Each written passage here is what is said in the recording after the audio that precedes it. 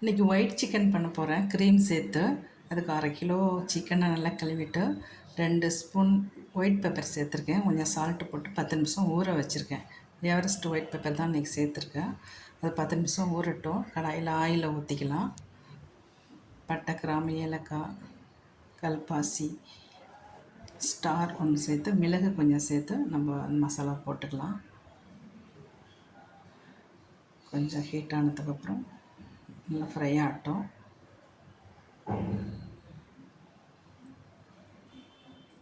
நல்லா பொரிஞ்சிடுச்சு. இப்போ வந்து 2 வெங்காயத்தை வந்து மிக்சியில் அடித்து லைட்டாக கொரன்னு அரைச்சி வச்சுருக்கேன், அதை சேர்த்துக்கிறேன்.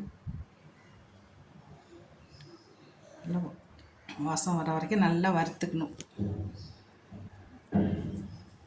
நல்லா வதக்குனதுக்கு அப்புறமா நம்ம அந்த சிக்கன் 10 நிமிஷம் ஊற வச்சுருக்கு இல்லையா, அதை போட்டு நம்ம நல்லா வதக்கிட்டு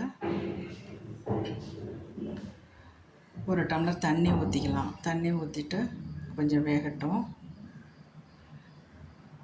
கொஞ்சம் 2 ஸ்பூன் இஞ்சி பூண்டு போடணும். அதை போட்டதுக்கப்புறம் நம்ம மூடி வச்சு வேக வச்சிடலாம்.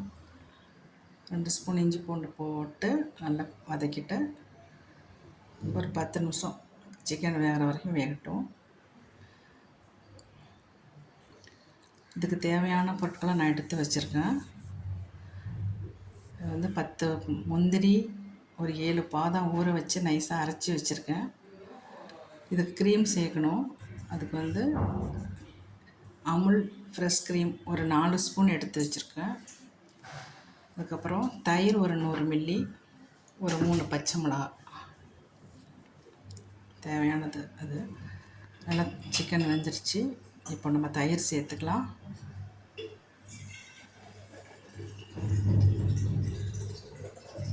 தயிர் சேர்த்ததுக்கப்புறம் ஒரு ஃபியூ மினிட்ஸ் கொதித்ததுக்கப்புறம் நம்ம பாதாம் முந்திரி பேஸ்ட் ஆட் பண்ணிக்கலாம். சால்ட்டு பத்தலைன்னா நீங்கள் சேர்த்துக்கோங்க. பாதாம் முந்திரி பேஸ்ட்டு சேர்த்துட்டு லைட்டாக வதக்கிட்டு அதுக்கப்புறம் நம்ம க்ரீம் சேர்த்துக்கலாம். க்ரீம் சேர்த்ததுக்கப்புறம் திக்கானதுக்கப்புறம் கொத்தமல்லி கொஞ்சம் போட்டு நம்ம வந்து ஆஃப் பண்ணிடலாம். ரொம்ப டேஸ்ட்டாக இருக்கும் இந்த சிக்கன். குழந்தைங்களாம் விரும்பி சாப்பிடுவாங்க. அடிக்கடி நாங்கள் வீட்டில் செய்வோம். நீங்களும் செஞ்சு சாப்பிட்டு பாருங்கள். ரொம்ப டேஸ்ட்டாக இருக்கும். ஒரே மாதிரி செய்யாமல் இது மாதிரி வித்தியாசம் வச்சுருந்தா எல்லாருமே நல்லா விரும்பி சாப்பிடுவாங்க. இப்போ ஃபேமிலிக்கே ரொம்ப பிடிச்சது இந்த ஒயிட் சிக்கன். ரொம்ப காரம் இருக்காது, அதனால் எல்லாருக்கும் பிடிக்கும். நீங்களும் செஞ்சு சாப்பிடுங்க.